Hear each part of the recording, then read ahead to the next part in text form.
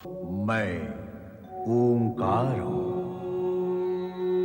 सद्व्रत प्राणी जो सदा सन्मार्ग पर चलते हैं। मैं उनके लिए शाश्वत सुगंधित पुष्पहार हूं, किंतु दुष्प्रवृत्ति के वश कुमार्ग पर चलने वालों के लिए मैं नंगी तलवार हूं। मैं ओंकार हूं, फूलों से आच्छादित शिव पार्वती महामिलन की मुद्रा में एक दूसरे के समीप हैं, और तभी देवगण की पुकार उनके महामिलन में बाधक होती है। ब्रह्मा के आदेश से अग्नि कपोत बनकर कैलाश भवन में प्रविष्ट होते हैं। विघ्न के कारण क्रोधित होकर पार्वती देवताओं को श्राप देती है तथा शिव का तेज कपोत में समाकर उसे पीड़ित करता है। वो गंगा में शिव तेज छोड़ता है, जिसे 6 कृतिकाएं ग्रहण कर लेती हैं, किंतु पंचाक्षरी मंत्र के जाप से वे मुक्त होती हैं।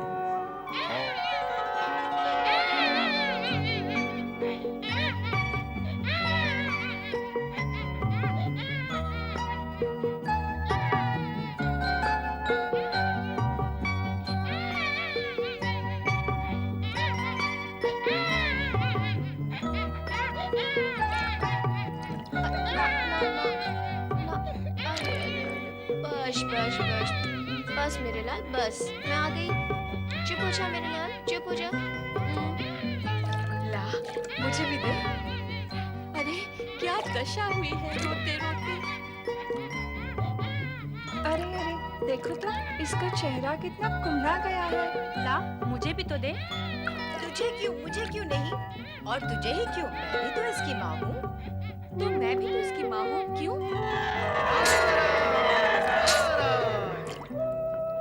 शिशु भी अपना रुदन रोककर ये देख और ये सोच रहा है कि ये मेरी कैसी माताएं हैं जो मेरे समीप आने के लिए अपने आप में भेदभाव करके एक दूसरे से दूर जा रही हैं। विचार करो देवियों, विचार करो।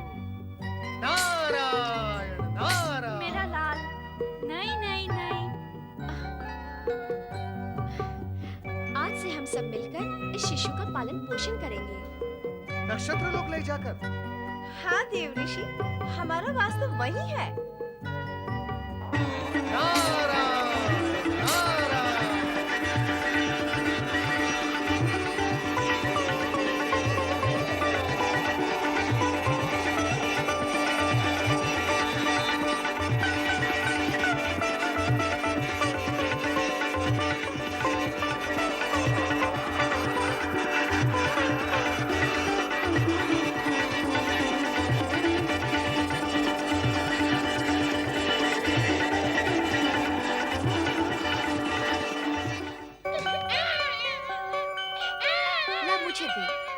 इसे मैं चुप कराती हूँ।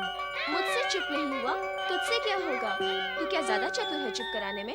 ओफो, तुम्हारी विवाद करने से वो चुप नहीं होगा, और अधिक रोएगा। लाओ मुझे दो। सुन लो इसकी बात। इसकी नहीं सुनेगी, उसकी नहीं सुनेगी, तो क्या शिशु का रोना ही सुनती रहेगी? ये क्या बात हुई? शिशु के हित के लिए विवाद हो रहा है और शिशु का ही अहित हो रहा है। बच बच। 6 बच्चे हो तो एक माता उन्हें संभाल लेती है, पर यहाँ एक बच्चे को 6 माताएं नहीं संभाल पा रही हैं। हाँ, 6 बच्चे होते तो हम सभी बराबर प्यार कर सकती थी।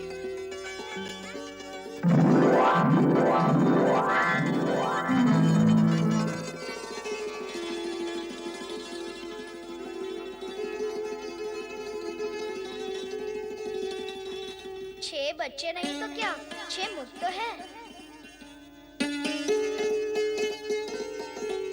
सखियों, हमारे इस पुत्र का नाम क्या है? कार्तिकेय। कार्तिकेय? आप सभी मेरी माताएं हैं, 6 माताएं।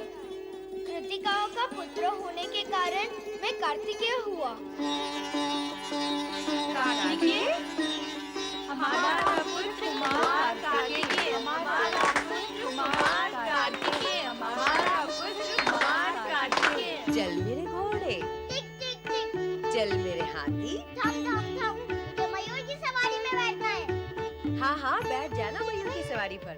तू बहुत बड़ा हो गया मेरा राजा बेटा। राजा बेटा, तो फिर बना दो मुझे राजा बेटा। हाँ हाँ, बना देंगे तुझे राजा। पुत्र कार्तिकेय को राजा जैसा अभी सजा देते हैं। हाँ, अभी सजा देते हैं। ये रहा तेरे सिर का मुकुट। हाथ में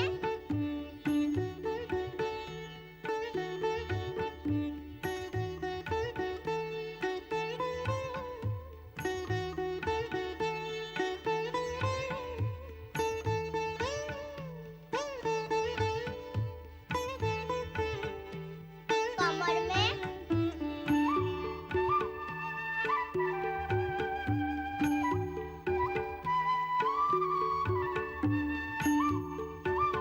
बस हो गया सजाना।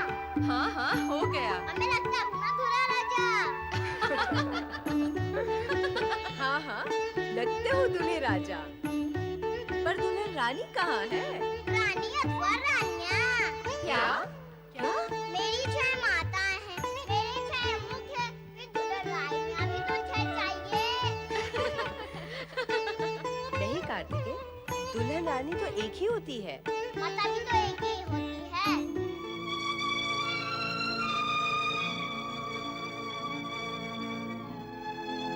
अरे अरे, उदास क्यों होती हो?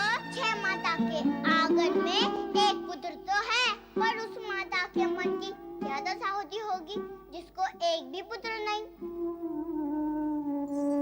प्रणाम माता।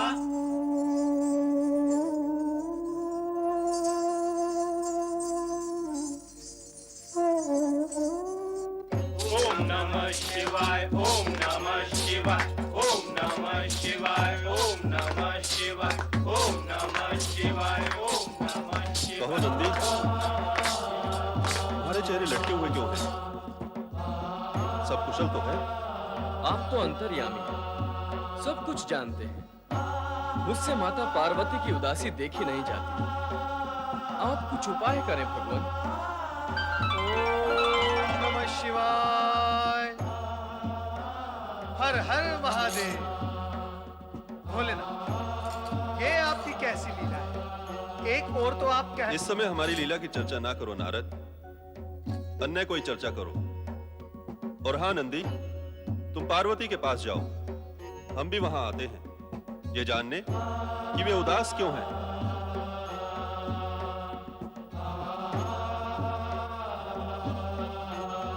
भोलेनाथ, नंदी तो गए, अब आप मुझे ये बताएं कि आपने मुझे चुप क्यों किया?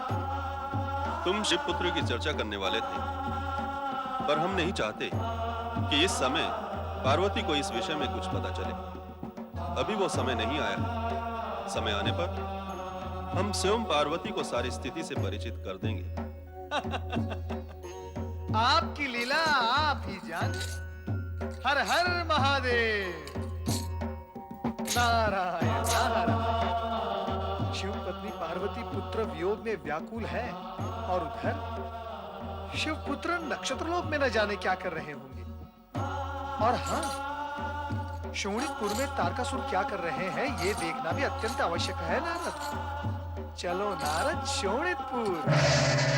दानवराज महाबली तारकासुर की जय हो। शोणितपुर के अधिपति महाबली तारकासुर की जय। ऐसे नहीं, बोलो असुर सम्राट त्रिलोक विजयी तारकासुर की। अरे बोलो बोलो। कार्तिकेय की जय बोलकर क्यों हमारा अपमान करने पर तुले हुए हो? स्वर्ग से पतित होने के पश्चात जय योग कहाँ रहा तुम्हारा महाबली तारकासुर? महाबली, आप और हम स्वर्ग से पतित हुए हैं, अपने लक्ष्य से पतित नहीं हुए। हम उन कायर देवताओं को पराजित कर पुनः स्वर्ग पर अपना अधिकार कर लेंगे। नारायण नारायण। तो यहाँ स्वर्ग पर पुनः आक्रमण करने की योजना बन रही है। हाँ नारद जी, अब यही एकमात्र उपाय है जो हमारे महाराज को संतुष्ट कर सकता है। सावधान प्रलंबासुर, सावधान।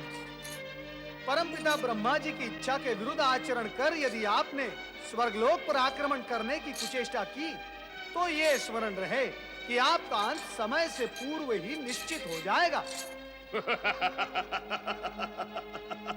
सुना आपने मेरे वीरों, ये चोटी वाला नारद जो देवताओं का गुप्तचर, दूत और न जाने क्या क्या है, हमें नष्ट करने की कामना कर रहा है। क्यों ना ऐसे दुष्ट को हम ही नष्ट कर दें। मेघासुर, प्रलंबासुर, इसकी चोटी पकड़कर इसके सिर को धड़ से अलग कर दो। नारायण नारायण। मेघासुर, नारद की चोटी में विद्युत तरंग है, हाथ लगाओगे तो झटका लगेगा। नारायण नारायण। तुम दोनों दुष्टों को नारद तक पहुंचने के लिए अनेक अनेक जन्म लेकर पुण्य संचित करना होगा। नारायण नारायण। हम तुझे नहीं छोड़ेंगे नारद। छोड़ोगे तो तब न जब मुझे पकड़ोगे दुष्ट, और वो तुमसे संभव नहीं। विधाता ने इस जगत में अनेक विषैले कीड़े मकोड़े बनाए, उसी समय तुम जैसे मानव आकृति वाले दुष्ट जीव भी उत्पन्न कर दिए। नारद, नारायण नारायण। नारायण नारायण। दैत्यराज, तलवार वहां है। आपका भाग्य तो कुंठित है ही दैत्यराज, और यदि आप इसी प्रकार चिल्लाते रहे तो कंठ भी कुंठित हो जाएगा। नारायण नारायण। आपका अंत समय समीप आ गया है दैत्यराज। आपका काल शिवपुत्र जन्म ले चुका है। ये वही शिवपुत्र है जिसके हाथों मरने का वरदान आपने स्वयं ब्रह्मा जी से मांगा था। नारायण नारायण। तेरा काल शिवपुत्र जन्म ले चुका है। तेरा काल शिवपुत्र जन्म ले चुका है।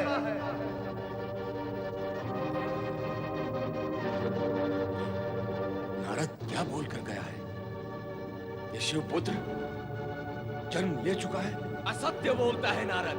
नहीं, नारद कटु बोलता है, अधिक बोलता है, कभी कभी ना बोलने वाले शब्द भी बोलता है, परंतु असत्य कभी नहीं बोलता। फिर भी प्रमाण की आवश्यकता है। मेघासुर, प्रलंबासुर, आज्ञा करें महाबली। कैलाश जाकर गुप्त रूप से पता लगाओ कि शिवपुत्र ने कब जन्म लिया है और वो किस स्थिति में है। यदि सामने पड़ जाए तो तुरंत उसे वहीं समाप्त कर दो। महाबली की आज्ञा का पालन होगा। अब हमारा केवल एक ही लक्ष्य है, शिवपुत्र का विनाश। विनाश, विनाश।